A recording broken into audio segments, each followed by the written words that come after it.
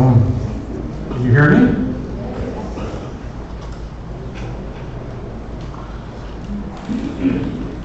Swamiji, friends, Adi Om Namasarve. My name is Swami Viditatmananda Saraswatiji. My name is Swami Viditatmananda Saraswati, and I'm very pleased and honored to be here to introduce to you Swami Viditatmananda Saraswati. Although I see many, many familiar faces, so you may not need an introduction. I know that some of you have been with Swamiji, listening to his discourses since you were a child, and drinking deeply from the depth of his wisdom. Now you're doctors and engineers, and you're still continuing to come and listen to this Mahatma speak. For those of you who may not know Swamiji, he is a senior disciple of Swami Dayananda Saraswati, and he studied extensively in the 70s the Upanishads, Bhagavad Gita, Brahma Sutra in a traditional manner, along with the Shankara Bhashya, the traditional commentaries on these texts, as well as Paniniya grammar and other texts. And before he took sannyasa, if I can speak, he exhibited a penchant for Gora tapas, as exhibited by his choice to attend graduate school in Fargo, North Dakota. And I'm not sure which would be colder, Uttarkashi in the winter or Fargo, North Dakota. Swamiji took sannyasa from Puja Swami Dayananda and has been teaching for nearly 40 years in India and in the United States. He has an ashram outside of Ahmedabad in Gujarat, and he spends about a third of his year in the United States traveling, teaching, and spending a good amount of that time at the Arsha Vidya Gurukulam in Pennsylvania, the ashram of Puja Swami Dayananda. So in the Gita Dhyanam, we see Sarvopanishado Gavaha Dodha Gopalanandanaha Partho Vatsasudhir Bhoktaha Dudham Gitamritam Mahata. Krishna is seen as the cowherder, milking the Amrita of the Upanishads and presenting it in the 700 verses of the Bhagavad Gita. We've asked, or perhaps tasked Swamiji to distill those 700 verses down into one talk, tonight's topic, the essence of the Bhagavad Gita. I'd like to ask you all to turn your cell phones off. Remember that any pending to-dos you have out behind these walls will still be there for you when you leave in an hour or two, so no need to attend to them now. Focus on Swamiji's words. And I'd like you to ask you to stay for just a couple minutes after Swamiji's talk to listen to information about ongoing classes here in San Diego and an exciting performance coming up here in August, Sundarakanda, a benefit dance recital for Aim for Seva, a charitable organization organized by Puja Swami Dayananda. So without further ado, please give a warm welcome to Swami Viditatmananda Saraswati.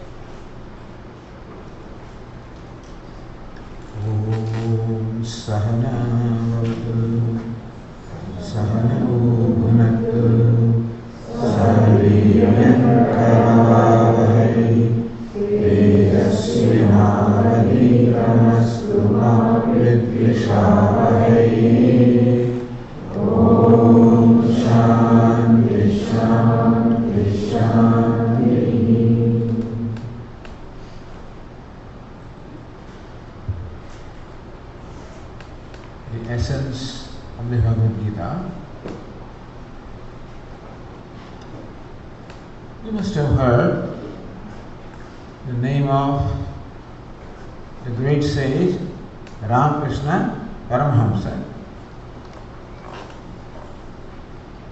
Someone asked him, what, in your opinion, is the teaching of the Bhagavad Gita? Someone asked of Ramakrishna Paramahamsa. Then he was a Bengali saint. In his very characteristic style, he said, Gita has two words, Gita. Reverse them. In reverse them, it was Tagi. That is, Bengalis usually skip all conjunct consonants. So Tyagi they will call Tagi. So for the Bengali, Tagi means Tyagi means Tyaga, meaning renunciation. So Bhagavad Gita teaches us Tyaga or renunciation. We can say that that is the essence of the Bhagavad Gita. But this word renunciation is a very intimidating word. You think of renunciation, try to renunciate, then you start suspecting. Because in our mind, renunciation is always associated with a sannyasi, a renunciate. So we think that renunciation means leaving home, giving all the possessions, leaving home, living in a forest. Some such idea we have of renunciation. But now, Lord Krishna does not seem to teach that kind of renunciation, although that is renunciation also. So basically, renunciation is giving up. So why do they teach us giving up something? They teach us giving up of that which is the cause of pain or sorrow. Nobody wants us to give up happiness. What each one of us wants is happiness. Or in the words of the Viditatmananda Upanishad, what each one of us wants is a pleased self, a happy self or a pleased self. I just want to be happy. I want to be pleased. That's all that I am seeking in my life. Now, very interesting thing is, Vedanta teaches that happiness is your nature. You have heard the famous statement, Tattvamasi, that thou art, which in simple words means that happiness is your nature. And I am seeking happiness all the time. So when they say that happiness is my nature, a question that immediately arises is, how come I do not feel happy all the time? If sweetness is the nature of sugar, should it not be that sugar is sweet all the time? If heat is the nature of fire, should it not be that fire is naturally hot all the time? Doesn't have to become hot. Sugar doesn't become sweet. If happiness is my nature, how come I need to become happy? How come I find myself an unhappy person generally? In the words of Swamiji, the human life can be described as dukkham, dukkham, dukkham, dukkham, dukkham, sukham. Dukkham, dukkham, dukkham, dukkham, dukkham, sukham, meaning that predominance of dukkham. Sukham or happiness comes in between. So if happiness is my nature, how come I do not feel happy all the time? I should be feeling happy. That means there is something that comes in my way of experiencing the happiness. There is some inhibiting factor,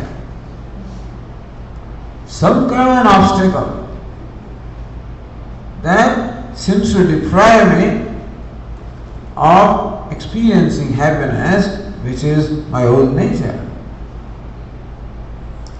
It is not unusual that we may not be able to experience what is. We experience often that sun is shining, and still if the sun is covered by clouds, then we cannot experience the light of the sun. Even though sun is shining, still we cannot experience the light of sun because there is some factor like cloud which inhibits, which obstructs the manifestation of sun. So in that case, if you want to experience the light of the sun, we don't have to produce sun. All that we need to do is to remove the clouds which obstruct the manifestation of sun. Because sun is an existing entity. What is existing does not have to be created. What is existing, if it cannot be experienced, means that there is something coming in the way or something obstructing that experience. Similarly, as Vedanta teaches us, you are Ananda. You must have heard the expression, Satchidananda. Satchidananda is the nature of the self. Sat means existence, Chit means consciousness, Ananda means happiness, fullness. And still there is something that deprives us from experiencing happiness, which is our own nature. It is there but not an object of experience. It is there but not manifest. The sun is there but not manifest because of clouds. When clouds go away, the sun which is there, already there, becomes manifest. Similarly, what we need to do in our life to satisfy our desire of becoming happy is that we do not have to produce happiness. We just need to remove the obstacle to the happiness which is already there. Swamiji, I don't feel happy as I am. When I watch a movie, I become happy. Happiness comes from the movie. I love ice cream. When I eat my favorite ice cream, I feel happy. Happiness comes from ice cream. I enjoy the company of my friend. When I am in company of the friend, I am happy. Happiness comes from there. All the time our experience seems to be happiness is coming from somewhere else, not from me. But again, Vedanta would say, can you be sure this is not coming from you? When you are eating ice cream and enjoying it, when you are watching a movie and enjoying it, or whenever you have an experience of happiness by enjoying something, what is your experience? Does the happiness develop from within, or do you feel happiness came from outside? What do you think? If you are eating ice cream, happiness lands from outside into you. You're watching a movie, happiness comes from outside. Is that our experience?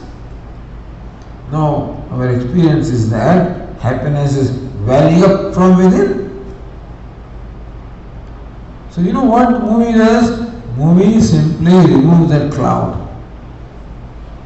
Some kind of cloud is there which is inhibiting the manifestation of my happiness.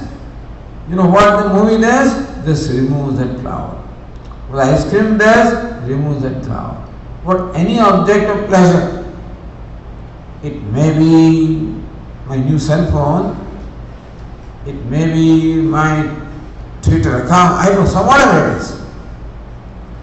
Whatever it is that gives me happiness, what it does is momentarily removes that obstacle. Not recognizing that, we think that happiness came from there. Really, happiness, which is my own self, is just given by that.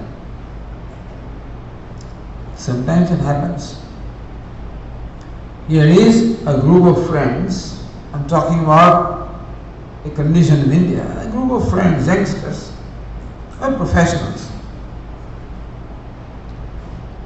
And they were in the habit of visiting movies together, visiting restaurants together.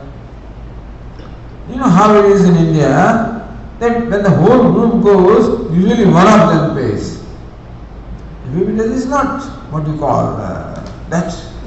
It's one pays. But then there is always an unwritten understanding that if last time that fellow paid, next time other fellow will pay. And so overall it works out. But here is one fellow who is pretty clever. When his turn comes, in some way he sneaks out of that.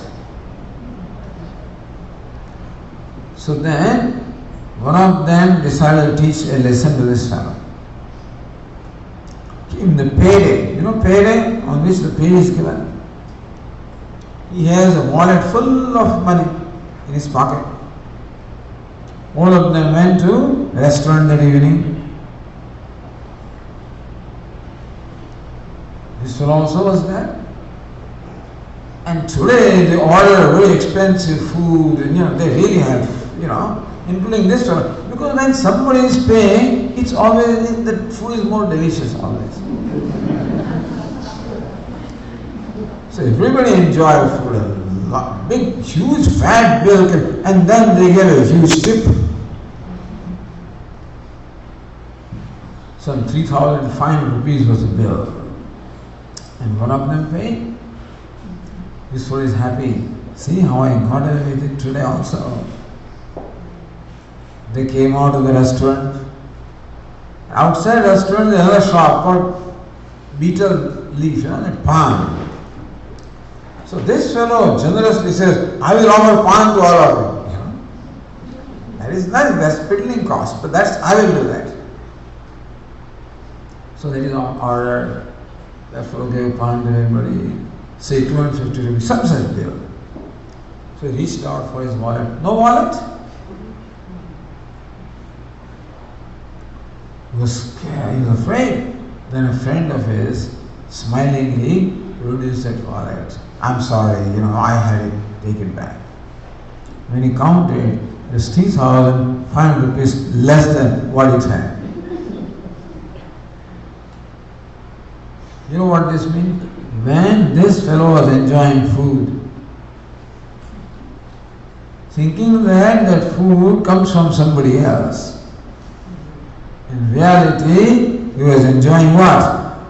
His own food, isn't it? Similarly, whenever we enjoy happiness from something, that thing is very clever. It is giving back to me my own happiness. Therefore, the lesson to be learned is, we do not have to produce happiness. We don't have to get happiness from somewhere. Happiness, which is already my nature, we just have to bring it to manifestation by removing a cloud, some inhibiting factor. So you know what is renunciation? Renunciation of that cloud which is obstructing happiness. Who would not want to renounce that? So don't think that Vedanta teaches us renouncing something that is important to us. No. Vedanta only teaches us renunciation of that which is the cause of unhappiness. But we think, which we think is the cause of happiness. That's the problem. So many things we think are making us happy, which in reality make us unhappy. Bhagavad Gita teaches us how to give them up. Renunciation of what is the cause of unhappiness. Thus, that kind of renunciation was tyaga.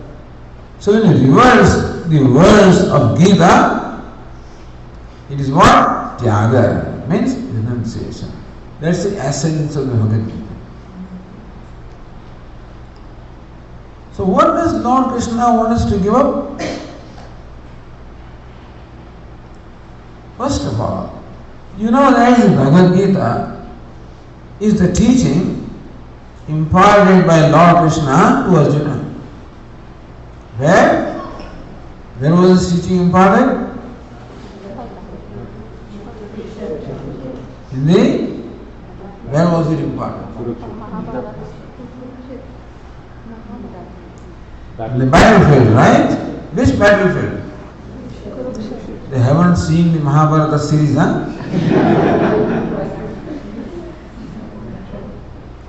Now, second youngsters, all of you know, of course, you're all experts, I know that.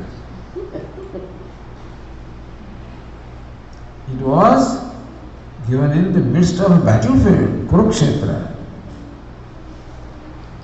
Why? Because Arjuna wanted to renounce. You know what he wanted to renounce? He wanted to renounce his duty. Arjuna said, so Arjuna had a duty. He was a Kshatriya, a warrior, and his duty was to protect dharma, protect righteousness. Arjuna represented the side of Pandavas, which stood for dharma or righteousness, and Kauravas stood for adharma, unrighteousness. So Arjuna now had the duty of not fighting with Kauravas, fighting with adharma, unrighteousness, to protect dharma. But he was overwhelmed right in the beginning of battlefield, and he says to Lord Krishna, I will not fight. He wanted to drop out. You know what is drop out? Children here may not know that. But the elders will know what drop out is. In India there is expression drop out. When a difficult test is coming up, like the high school examination, which the result is extremely critical in India, because upon that depends upon the whole career. If you score well, you get admission in good school, etc. Otherwise. So when exam is approaching, you start becoming nervous. Your friend says, you know something? I revised my course 3 times. Wow, I haven't revised it once. Become nervous. Feel that you are not able to remember anything, forgetting everything. So 2 days before the examination, you go to your father. Says, Dad, I want to drop out. Means what? I will not take this challenge. So Arjuna, that's not a renunciation. Arjuna wanted to renounce. Lord Krishna says, no, not that kind of renunciation. He wanted to drop out. He did not want to face the challenge. So first renunciation was taught to Arjuna. Arjuna, that performing a duty is at any rate better than dropping out from the duty. Karmanyevadikaraste. Very famous statement.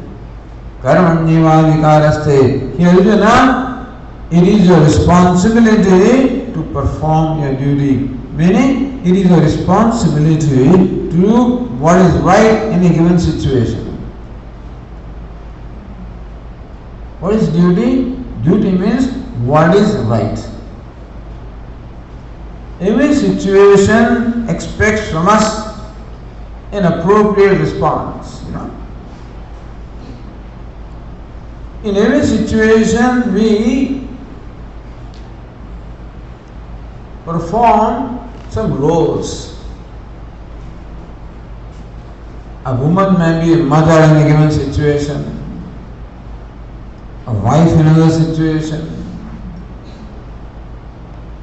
a grandmother in a third situation, a daughter-in-law in another situation, a physician in a fifth situation, a boss in another situation, a dude in another situation,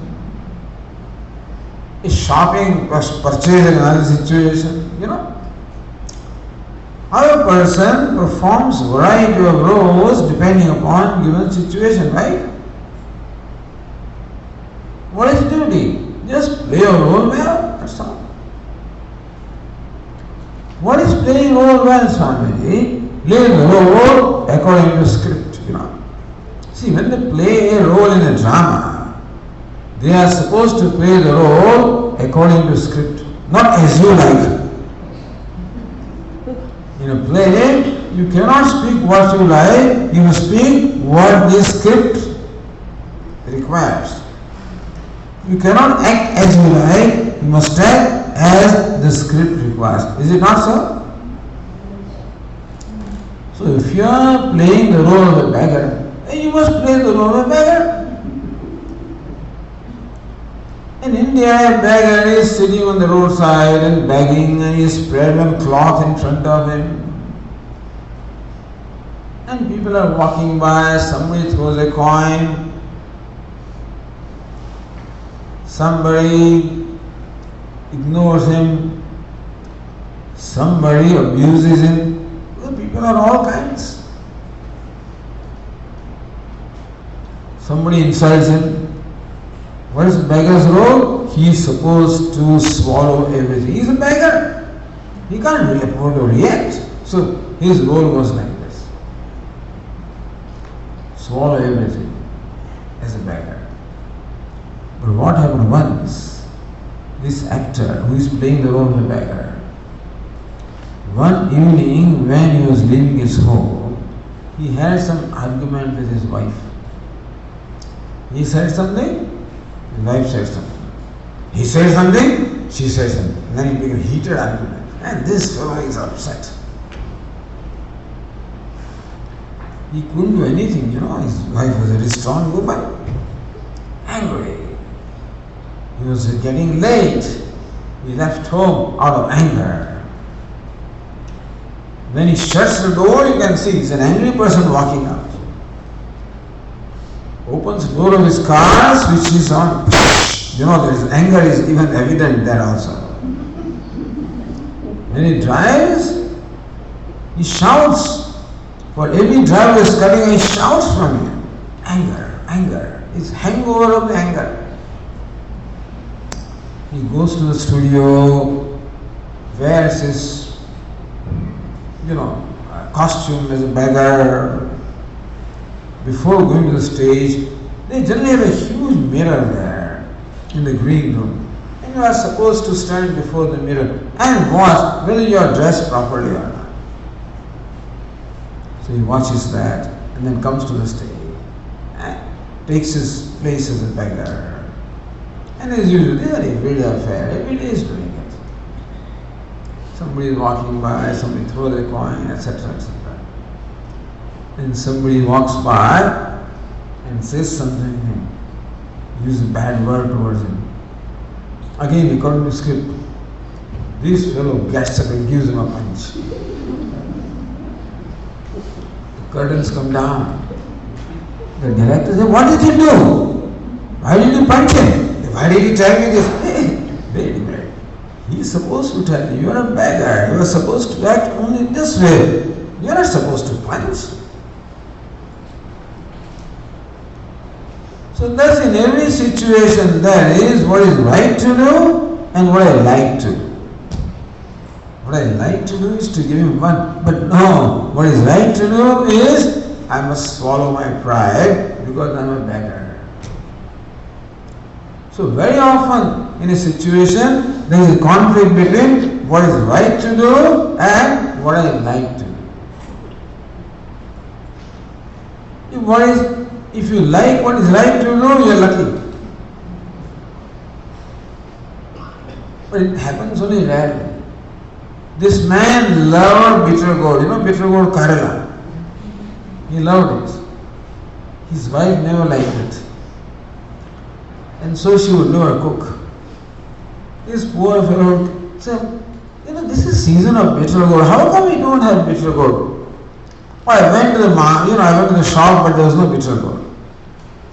The bitter gourd was too ripe. Some excuse will be there. She would not cook bitter gourd. Poor fellow. But now his blood test is taken. Doctor says he is too sweet inside. And therefore, from tomorrow you must eat bitter gourd every day.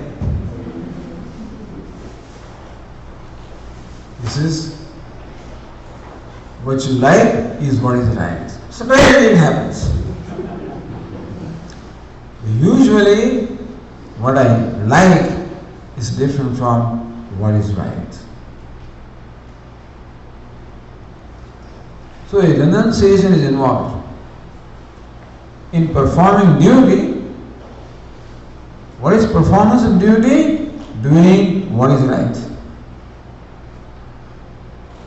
So how do I know what is right? Everybody knows what is right because you know what is right to act as a mother, as a daughter, as a friend, as a boss, as a subordinate. We know what is generally. If you don't know, then ask somebody.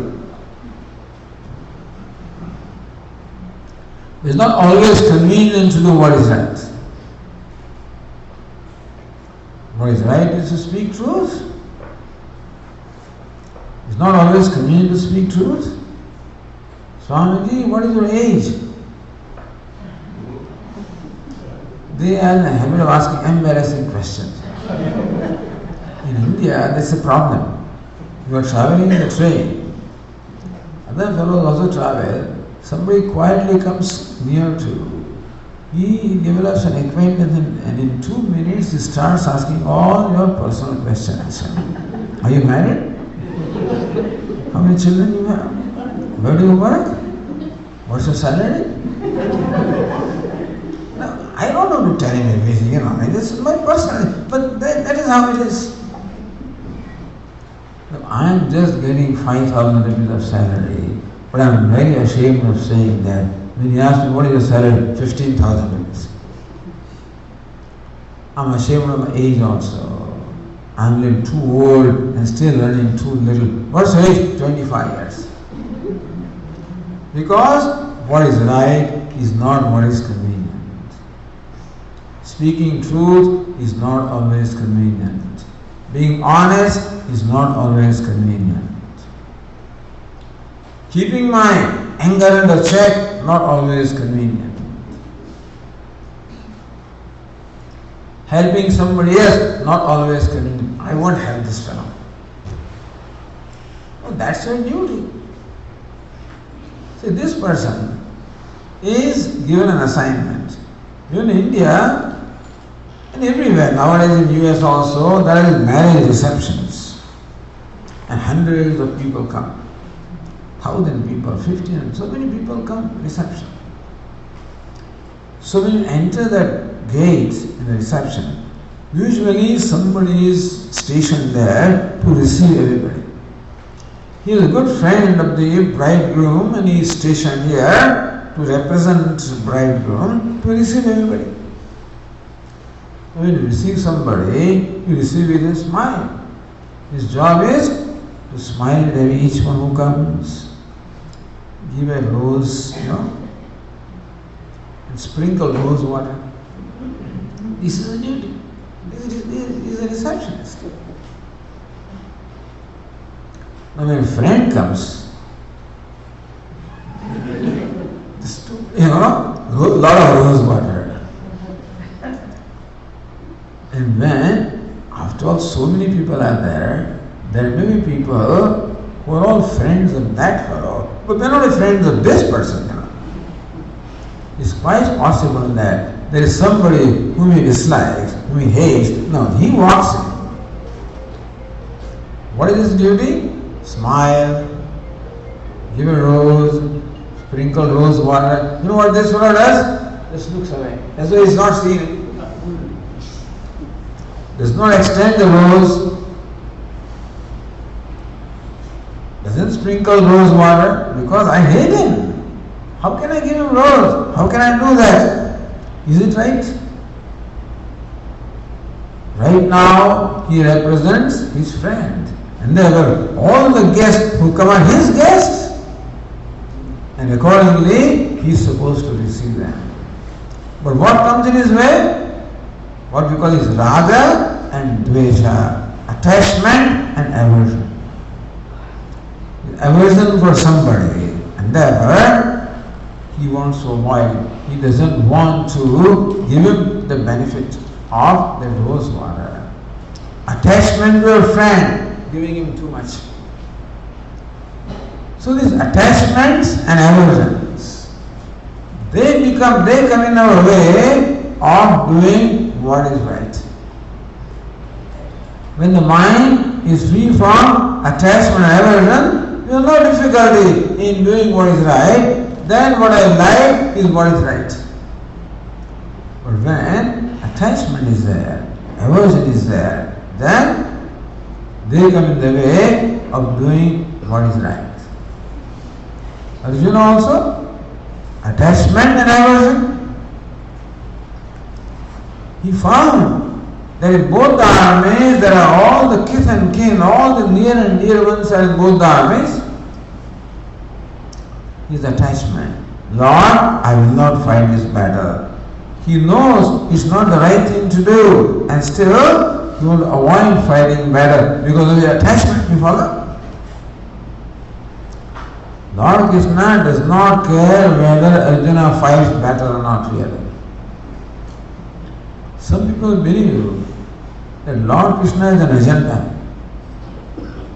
And he is asking Arjuna to fight the battle to fulfill his personal agenda. What is Lord Krishna's agenda? To wipe out these fellows. That's why he is collecting them. But he cannot himself do because he had taken the vow that I will not fight the battle. So then he has to get it done through Arjuna. So he is telling Arjuna, fight the battle. So that his agenda will be fulfilled. Do you think so? No. Lord Krishna does not need Arjuna to fulfill his agenda. He is not capable of doing it himself. In fact, in the 11th chapter of the Gita, when Arjuna requests Lord Krishna to show him the cosmic form, do you know that? Arjuna and Lord Krishna show his cosmic form, Vishnu Rupa. And you know what Arjuna finds there? He finds that the warriors from both armies are walking into the jaws of Lord. He has come there in the form of death and he is devouring everybody. I says to Arjuna, Arjuna, don't worry, I already killed all of them. You don't have to worry about it. When the job is done by human, it doesn't need Arjuna. Then why did they ask Arjuna to fight the battle? Is it for whose sake? For Arjuna's sake. Because Arjuna is not fighting battle because of his raga and dvesha. They come in the way of his duty of doing what is right. So what is renunciation now? In performing duty, in doing what is right, do I need to renounce something? In doing what is right, do I need to renounce something?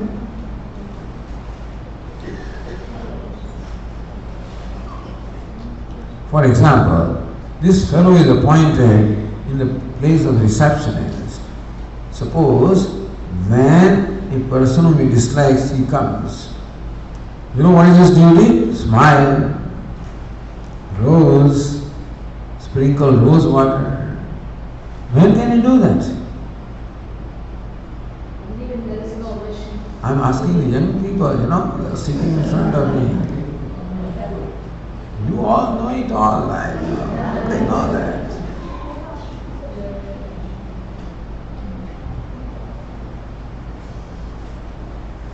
In fact, when I see that person, anger arises in my mind. This fellow has come here.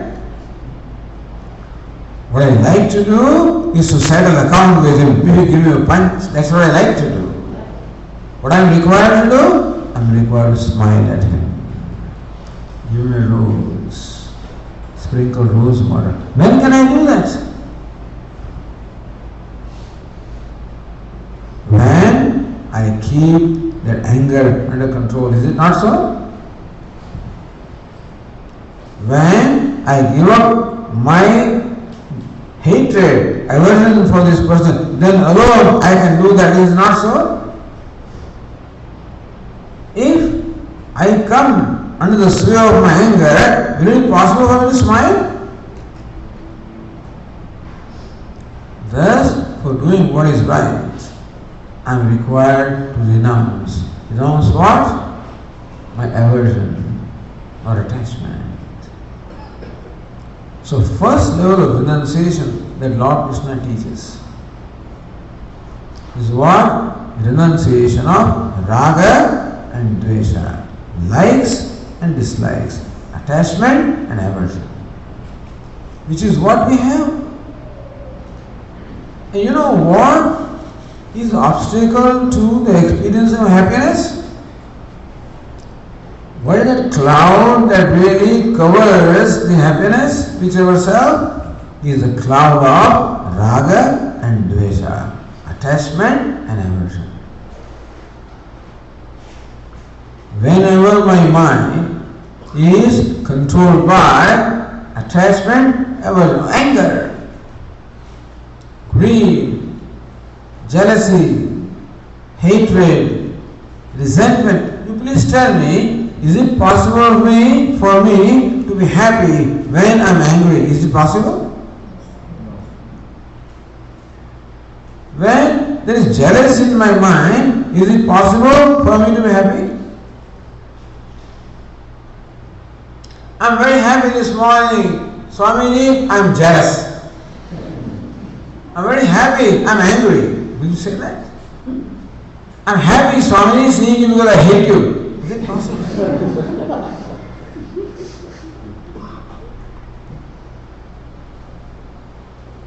When there is hatred, there cannot be happiness. Is it not so? When there is anger, there cannot be happiness. When there is resentment, no happiness. Frustration, no happiness. Isn't it so? So when can I enjoy happiness? Only when my mind is free from anger, free from hatred, free from jealousy, free from frustration. I am very happy this morning, Swamiji. I am afraid. Free from fear. Fear, no happiness. Anxiety, no happiness. Anger, no happiness. Jealousy, no happiness. Hatred, no happiness. Frustration, no happiness. Is that right? Anger and happiness cannot coexist. Hatred and happiness cannot coexist. Greed and happiness cannot coexist. Disappointment and happiness cannot coexist. Anxiety and happiness cannot coexist. Is it not right? So Bhagavad Gita teaches that to be happy, you don't need to do something, don't get it outside. You know what you should do? Just get rid of what? Your anger, your hatred, your jealousy, your frustration, your anxiety. Just give it up. That happens. So they form the cloud which in fact inhibits the happiness which is myself. And it is our experience.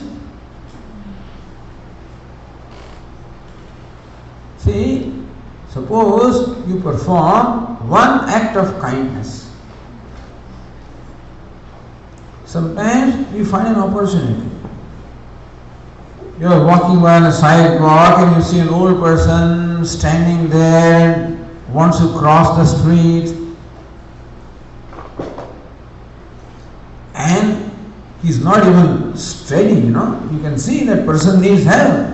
No, you are in a hurry, but you find this person needs help. So, you reach out to this person, hold his hand, slowly lead him and help him cross the street. How do you feel? Do you feel good? Do you feel bad? Do you feel good? Somebody is thirsty, you reach out with a glass of water. How do you feel?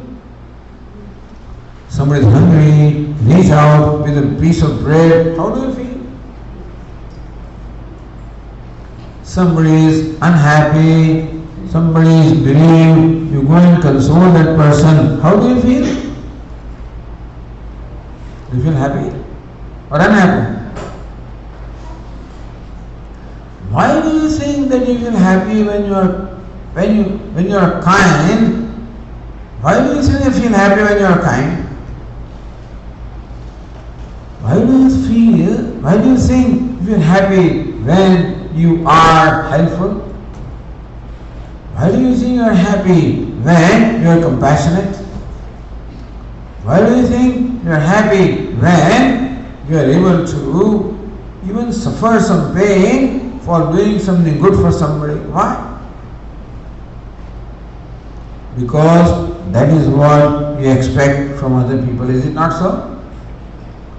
If you are thirsty, would you wish that somebody should give you water?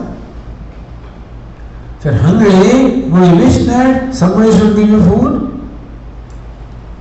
If you are in need of help, would you wish that somebody should help you?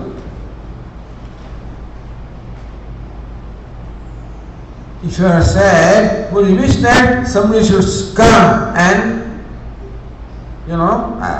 cheer you? Would you wish? So when we reach out to others, the way we want them to reach out to us, that is the right thing to do. Then we feel good about ourselves. I've done something good, and that's what makes me happy. Never, how to overcome those negative impulses, anger, jealousy, resentment, frustration, disappointment. How do we get rid of them? By doing something which is positive. And what is that? We reach out to others. So rule is what, We should not do unto others what we do not want them to do to us. Have you heard of this?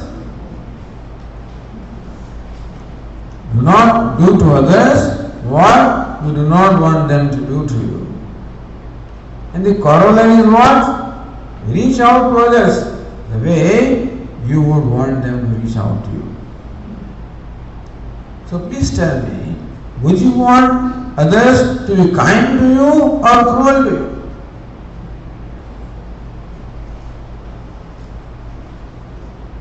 Would you want others to be kind to you or cruel to you? Kind. Would you want others to help you or hurt you? Help you. That's all. Simple rule. How to get over with those negative things? How to get over with this cloud of likes and dislikes, with anger and frustration, all of this that is stuck in my mind? How do I get rid of them? How do I get free from them?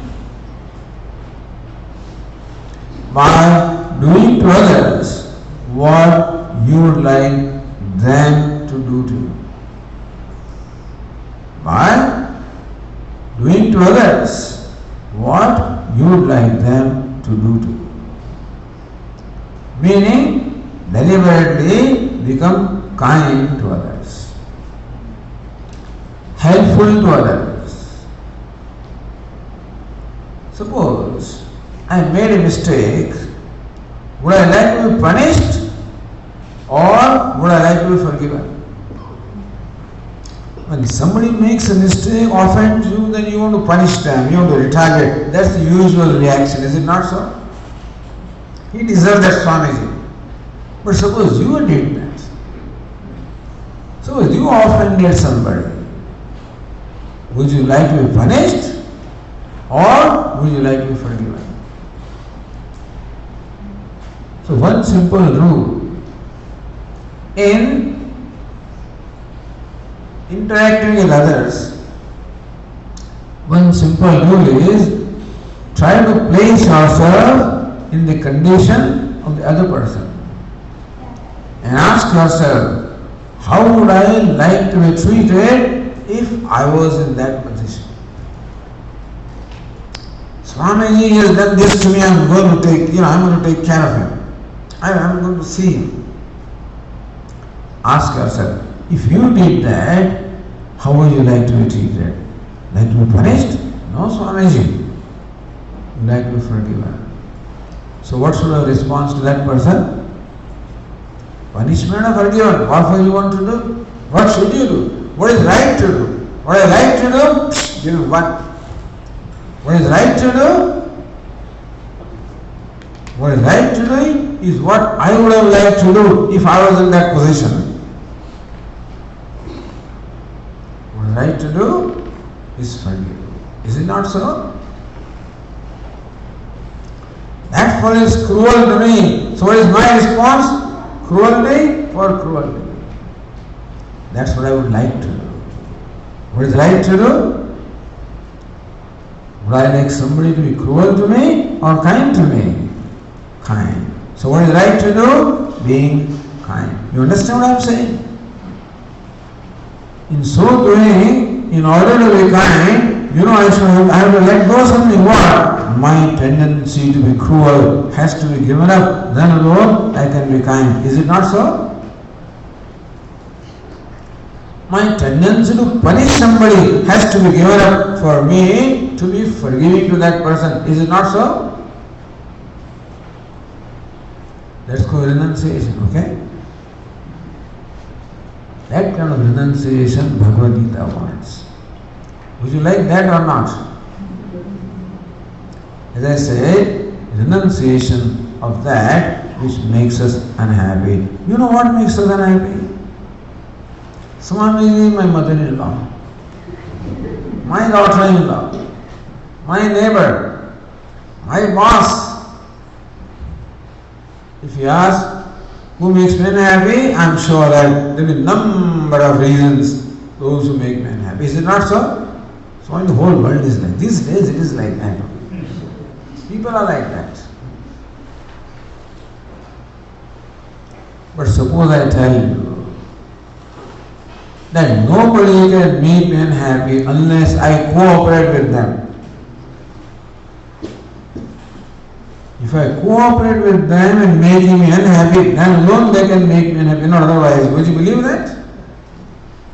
Would you believe that it is I who makes me unhappy rather than somebody else? Would you believe? Hard to believe. But let me tell you, when do I become unhappy? When I get angry, I become unhappy. When I am jealous, I am unhappy. When I am cruel, I am unhappy. When I am resentful, I am unhappy. When I am hateful, I am unhappy. Is it not so? You know what that fellow does? He pushes the button. I am like that, the remote control dog, the remote control toy. From here you press this, and it starts jumping. Press this, starts running. Press this, starts dancing. Similarly, I am like that remote control dog. You press from there, angry. Press another button, jealous. Press third button, greedy. Press fourth button, hateful. Press fifth button, frustrated. This is that, Yes, in a way, you are responsible, all right. In doing what? In pushing button. Well, ultimately, what makes me unhappy? Is my anger, my frustration, my resentment, my cruelty. That makes me unhappy. Is it not so? Suppose I did not have the button, then can you do something? You push the button, the fan will start running, rotating. Suppose somebody removes the wiring from that button. Button is there. Suppose you remove the wiring from that button, then push the button as often as you want. Will it affect the fan? Similarly, if you remove the wiring from inside, wiring of anger, wiring of jealousy, wiring of frustration, let them push as many buttons as they want. Nobody can make me unhappy. That's what Gita says, describing a happy person. Atmanyevatmana tushta. With a happy person, one who is happy with himself, by himself. He does not require anything or anybody other than himself to be happy. Why? Because he has removed that cloud. Which cloud? The cloud that was depriving him of experiencing happiness. That cloud is removed. What is that cloud? Vitaraga bhaya krodha. Lord Krishna says, Vitaraga bhaya. Have you heard this expression? Vitaraga bhaya krodha sthitadir muniruchyate. Second chapter of the Gita, Lord Krishna describes a Sthitaprajna, a man of abiding wisdom, happy with himself. Vitaraga bhaya krodha. He is free from raga, bhaya, krodha. Raga, attachment.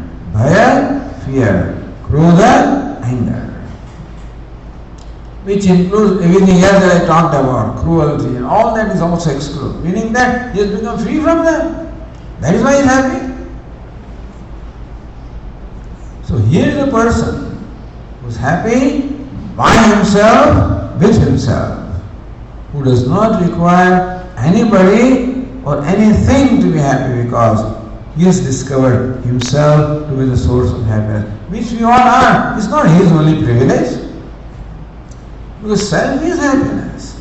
All he has done is he has removed that cloud which was inhibiting the manifestation of happiness. So he is renounced. What is he renounced? Raga, bhaya, krodha. Raga, attachment and aversion. Bhaya, fear. Krodha, anger. Jealousy. He has given that up. That's all we need to do. That's the renunciation. For what? So that we can be happy. And there is no other way of being happy. That's the only way of becoming happy. There is no Swami, I know many other ways. I have all kinds of apps in there, I enjoy them in my cell phone. You don't know what there is in my computer, in my internet. I can, I all this YouTube, all things. I can get any videos, anything I want.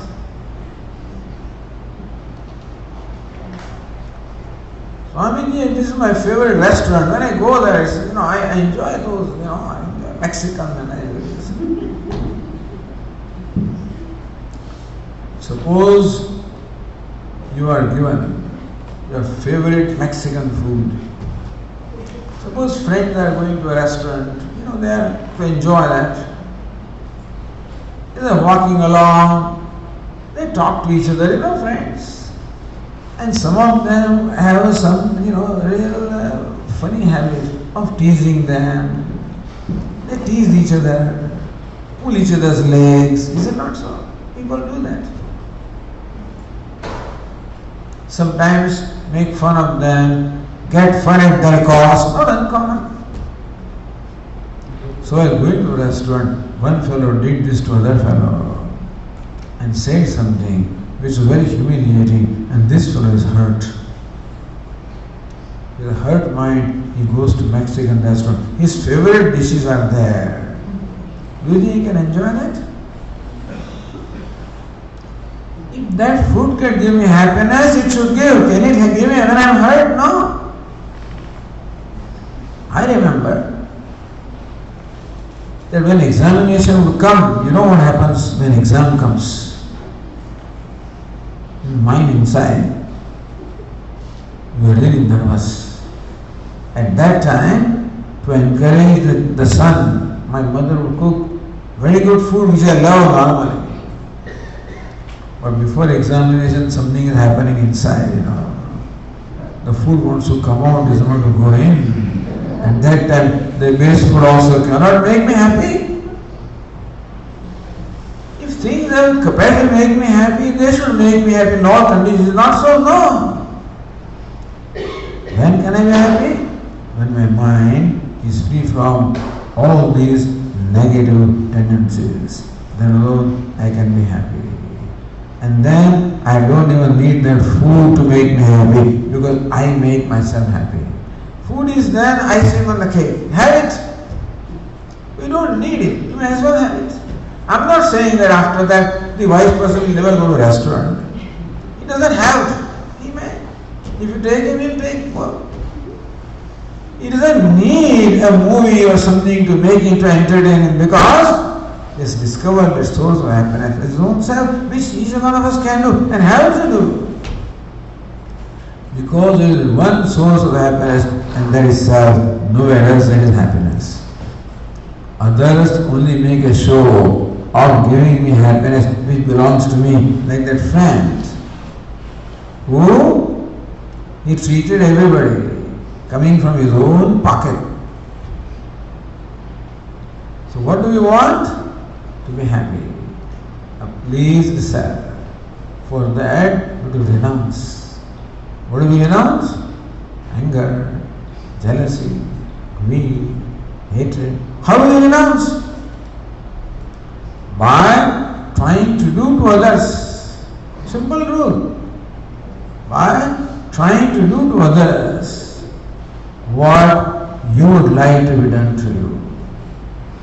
Lord Krishna says, Atmopamya sarvatra samam pashyati arjuna sukham va yadiva dukkham sayogi paramo matah. He is supreme yogi. Lord Krishna says, Paramo yogi, supreme yogi, this fellow. We think yogi is a fellow who is always meditating, with his jata, that's yogi. But you and I can become Parama yogi. We can become exalted yogis by one very simple thing. You know what?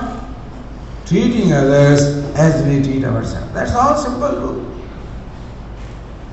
Atma-upamya sarvatra samam pashyati. Atma-upamya. Atma is self is upama. Self is a standard by which he judges others. And so, as I would like to be treated, I should try to treat that person. Or I should treat others the way I treat myself.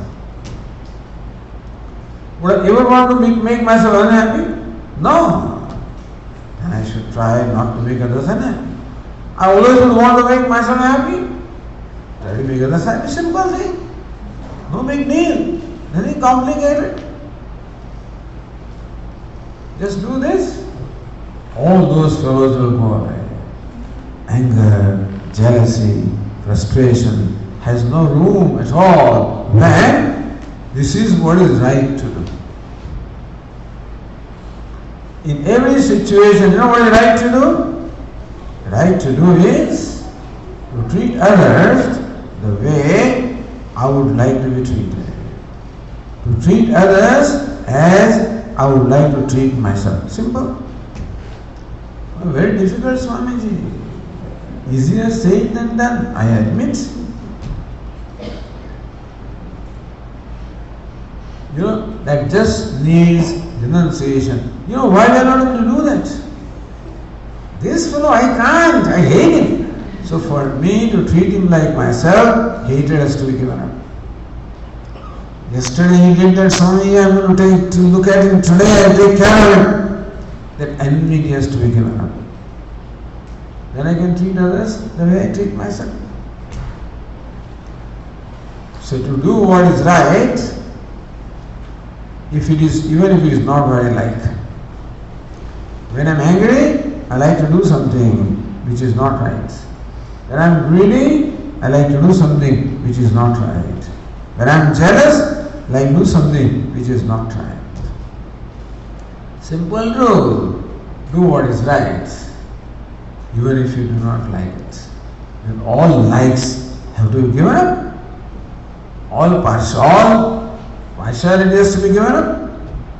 All cruelty has to be given up. Become Parama Yogi, not ordinary Yogi. Become an exalted Yogi. In this dress, Now, even though you're not in Samadhi, you're not doing that. Yoga means huge thing. Chitta vritti nirodha, stopping all the thought. Impossible for us. But Lord Krishna says that doing what you are doing, living the way you are living, you can become an exalted yogi by the simple rule. This is called doing what is right. He is trying, not doing, trying. Actually doing is tough. At least having an attitude, having a value. When can we do something? Provided we have a value for that. It's 9 o'clock. If I value for kindness, then someday I'll become kind. If I value for truthfulness, then someday I'll be truthful. You follow? If I don't value truthfulness, Swami, nobody speaks truth. Forget it. If I don't have value, I will never speak truth. Swami, you can't afford to be kind in this world, they'll take you for granted. No value for kindness, I will never become kind. So first of all, what I should have? The value for this. Value for treating others the way I want to be treated. You know why? Because that's the only way to become happy. No other way. I have freedom to be a millionaire. I can be. I can have a $2 million home, yes. A 4-car garage, yes. One has BMW, other garages, Mercedes, third has Tesla, and fourth has something else. I just know the name, that's all. So I can show off my knowledge.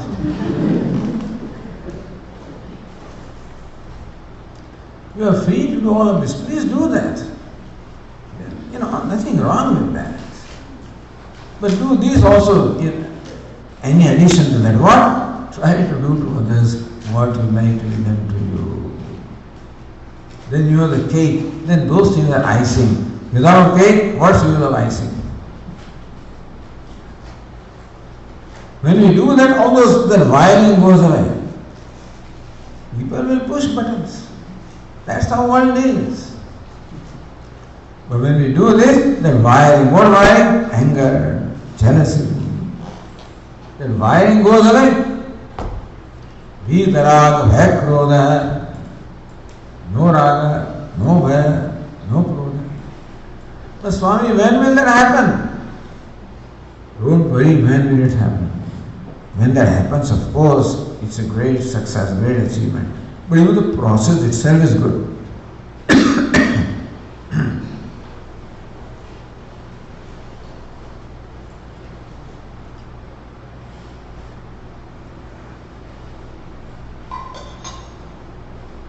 You know something, you don't have to wait for give an angle altogether, that will happen someday. It is not that we will become happy that day. One raga, one angle you give up, you are happy that way. One step, right away. One act of kindness, we feel happy. Once you overcome anger, Anger is inside, but you hold it inside and not allow it to express in words or action. You feel happy because you have been able to exercise self-control, you are proud of yourself, happy. There is self-worth, there is self-pride, self-esteem. Only a way to solve all emotional, all psychological problems. You have problem with self-esteem, self-worth. I don't think very highly of myself. I'm not proud of myself. Who can be proud? An angry person cannot be proud of himself. A jealous fellow cannot be proud of himself. He's not worthy of his own perception. So renunciation. Letting go.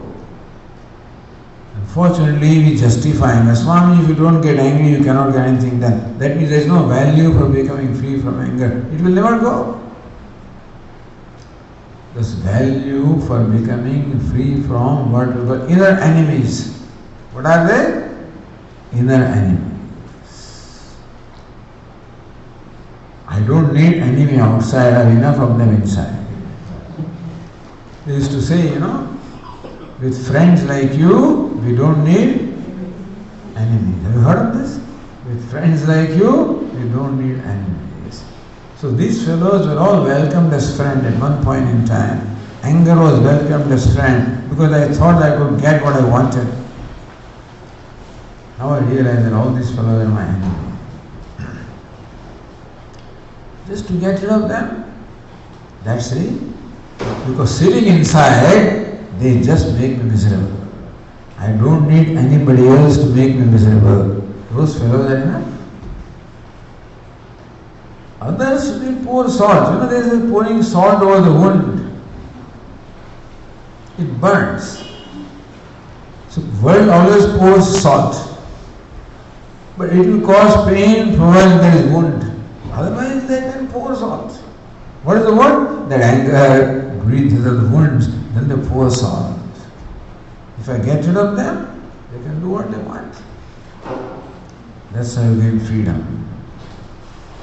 So, one simple lesson, a very preliminary lesson of tyaga, renunciation, of that which comes in the way of my happiness. What I want in my life,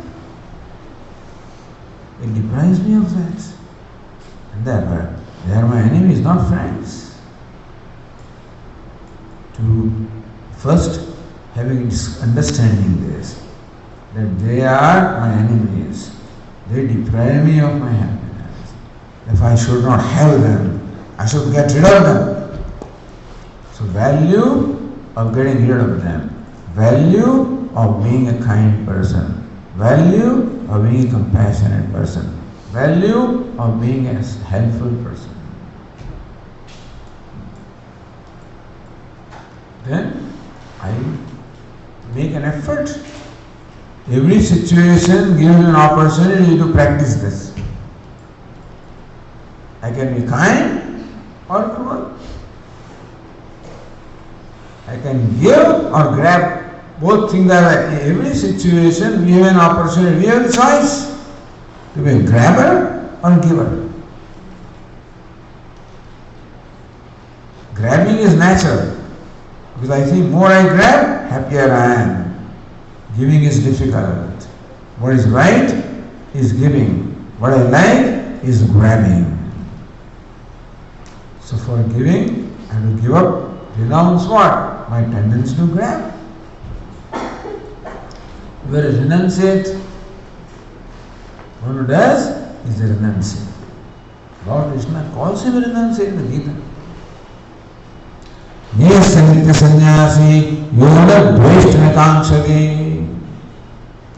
Lord Krishna says, hey Arjuna, know him to be always a sannyasi, one who is free from akanksha and dvesha, from raga and dvesha, attachment and aversion. We stand for all those other fellows. Know him to be sannyasi. So Lord Krishna wants to be sannyasi because sannyasi alone can be happy. This kind of sannyasi. Other sannyasa is your choice. This sannyasa is not a choice. This we have to become. Whether you become this kind of sannyasi is your choice. But that sannyasi one has to become. Then alone one can be happy, not otherwise. So this sannyasa or tyaga or renunciation is what Lord Krishna teaches. Okay, I'll close here with a prayer. Before everybody walks out on me, so then I stop. Om Purnamada Purnamidam Purnat Purnamudachyate Purnasya Purnamadaya Purnameva Vasishyate Om Shanti Shanti Shanti Hari Om Shri Gurubhyo Namaha Hari Om.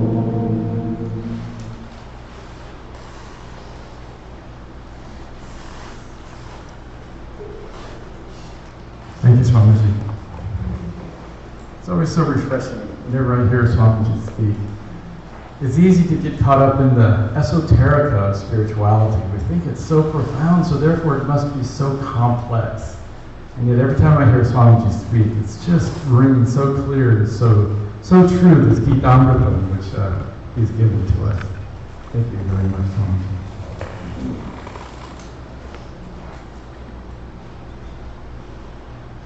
Puja Swami Dayananda has said of Swami Viditatmananda that he has a master of tapping grace.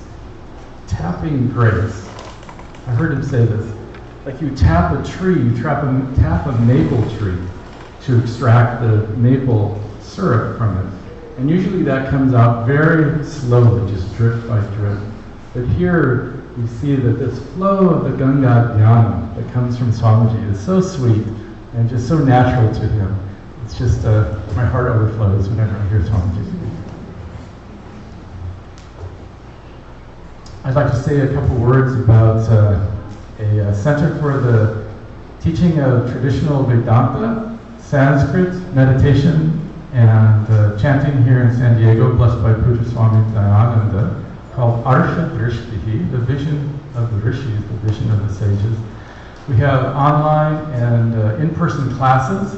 All the classes are free, all the classes are online, and you can come to the class in person if you like. We have a Tattva Bodha Vedanta class on Thursday nights. We have a Gita home study group that meets every Sunday morning at 11 o'clock. It's based on Puja Swamiji's Gita home study, which is the transcription and edited version of a 2-year course of daily Bhagavad Gita classes based on Adi Shankaracharya's Bhashya commentary. There's very little Sanskrit in it. The Sanskrit has been edited out, but the essence of the Gita is presented. And it's a discussion group, so it's very interactive. Some people Zoom in. We use an application called Zoom, and some people call in from all over the world to attend that. So please, if you'd like to attend that, we have several Sanskrit classes, a Gita Bhashya Sanskrit class, a beginning Sanskrit class on Tuesday nights, another Sanskrit class Monday morning, and all classes are free. There's more information. There's a little postcard in back. If you'd like, you can look on the website. Feel free to join our Facebook group and follow us on Twitter for more information.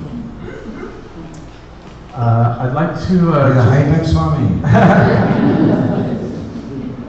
I'd like to turn this microphone over to Kavita for a minute or two to talk about the upcoming exciting dance performance, Sundarakandam, and maybe ask Swamiji to say a few words about aim for Seva, and then Swamiji will be distributing prasadam afterwards. You can please come up and take your blessings from Swamiji. Is Kavita here?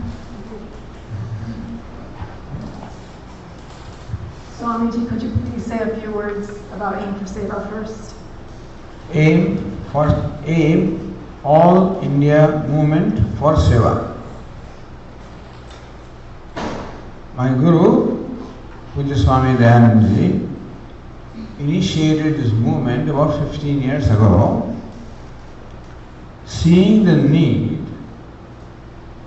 that people, or children in particular, living in remote areas or tribal areas, seeing the difficulty of these people and their children,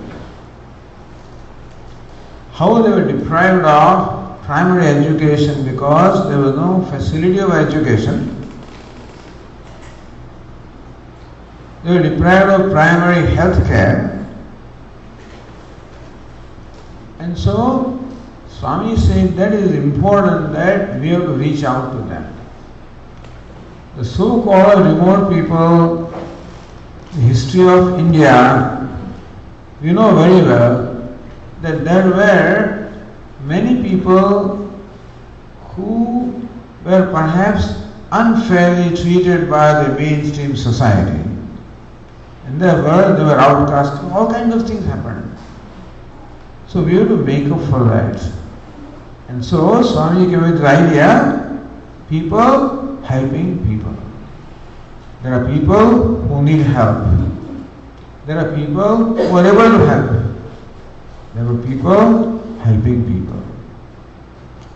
So how do we do that? One very simple idea. How do we provide education to the children who are in remote areas, in the tribal areas, where they do not have the facility for education? Where very often, when they live in their home with their parents do not allow them to go to school and engage them in some kind of household labor and stuff like that. So what do we do? So idea is to bring those children from those areas to where the schooling is available. So build a chhatra, what they call a student home, or a chhatra, they call it free student home, FSH, or Chhatralaya. So we bring children from tribal areas, poor children from tribal areas, remote areas, who do not have the facility for education, bring them to a center where education is available, keep them here, take care of them, send to school. So thus building these Chhatralayas, where every need of the child is taken care of. Not only food and not only clothing, not only books, not only fees, not only tuition, etc., but even tuitions and even also their health and their other extracurricular activities, their religious training and sports, whatever else.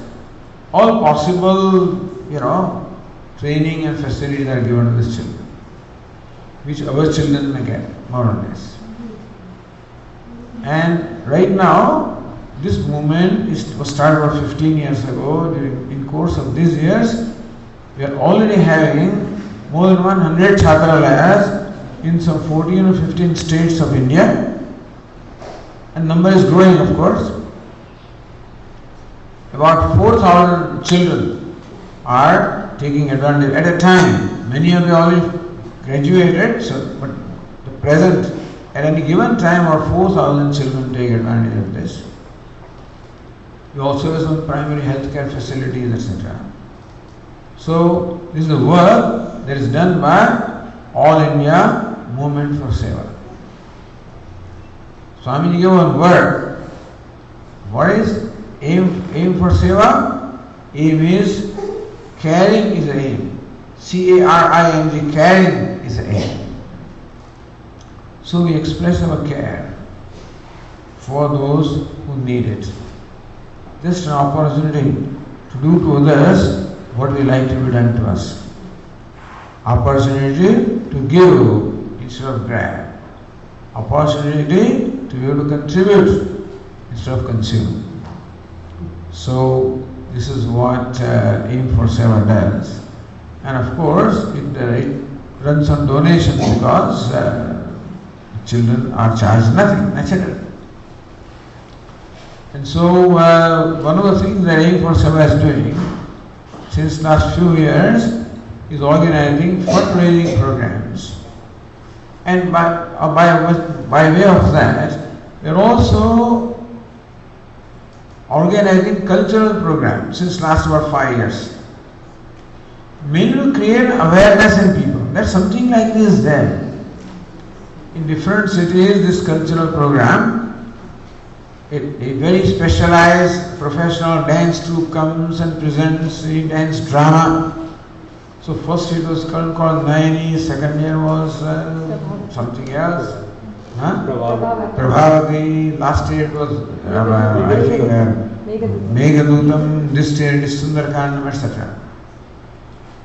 To make people aware, basically, that some movement like this is going on, to spread this idea. And so a program like that also is to be organized in San Diego.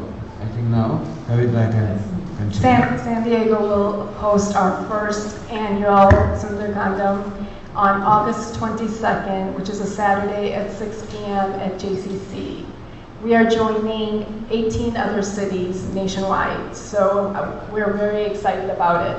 And we need your help. We need your help by coming to the performance, by donating, sponsoring children, and spreading the word amongst your family and friends. And we also need volunteers. We need volunteers prior to form our committee and on the day of the event. We have flyers and information at the back table, the registration table, and also a sign-up sheet. So please take a few minutes to get some information and sign up, and I look forward to working with all of you. And Hema would like to say a couple of words. Thank you so much, Pujya Swamiji. It's indeed been a real blessing for all of us to listen to Swamiji today. Although I'm not from San Diego, from Thousand Oaks, I'm here on behalf of all of the students of Swami Viditatmananda, and would like to take this opportunity to thank you, Swamiji, for bringing to Southern California the teaching. Just like we've had a drought in rainfall, I've often felt there's really a shortage in terms of the number of lectures and classes that are held in Southern California here in San Diego. And it's been, ever since Swamiji started the lectures, it's been like a shower of grace, a shower of knowledge.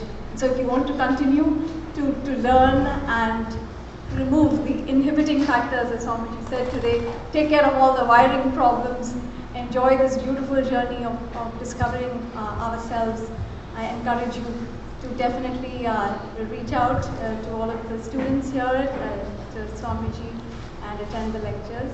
And also, as we conclude today's event, if you could stand and we'll arrange for the prasadam.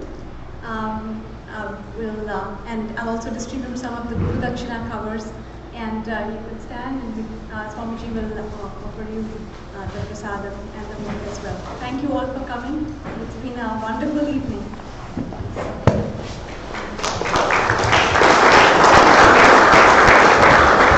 Let's form one line, come this way and then go on that way.